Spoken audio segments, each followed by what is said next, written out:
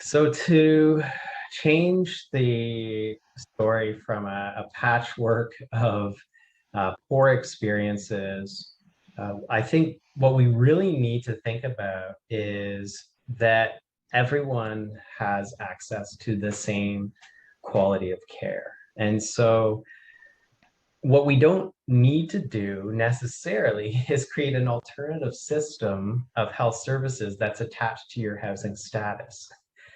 And so it makes no sense, for example, to have it so that someone's primary care provider only exists in an emergency shelter.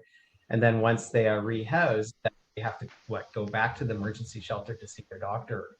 Um, so ultimately, what we need to do is we need to fix our current primary healthcare system so that people can continue to access that regardless of their housing status. And so that means multiple ways of enhancing what we already have. That includes looking at things like legislation around the ability of primary care practices to fire their patients. That includes maybe attaching and funding better supports into primary care services. So looking at social workers being integrated into primary care teams.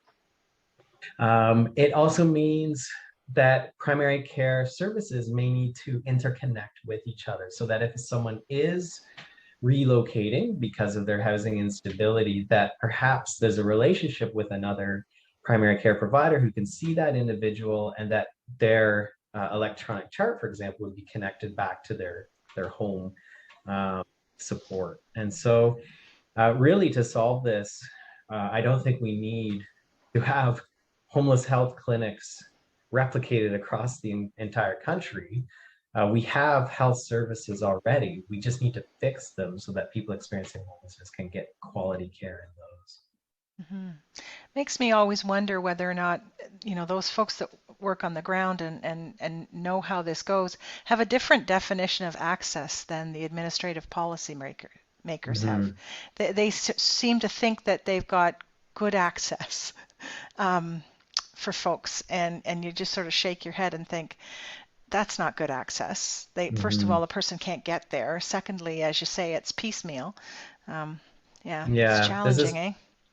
there's a presumption in our system that because it is a free public system, that everyone has equal care experience. Hmm. And so um, we we say, that you can go to Merge, you can go to a walking clinic. Everyone can access healthcare in Canada, but yet you look at the differentials in health outcomes, and they're stark, right? There's a study out of Toronto. The average age of death of a person experiencing homelessness is 47 years old, Hmm. and so obviously our public system is not accessible in the same way for everyone. So No. anything from transportation to identification to, as I mentioned, discriminatory experiences, to a system that just is not agile in any way. Hmm. Um, and like I said, at where we do come to where people are, that we do that and then we don't connect them to anything permanent. Um, it's designed that we get these differential outcomes, right? It's not an individual issue of why people experiencing homelessness have poor outcomes. It's because our system, by being the same, is not flexible to meet with differential needs. Hmm.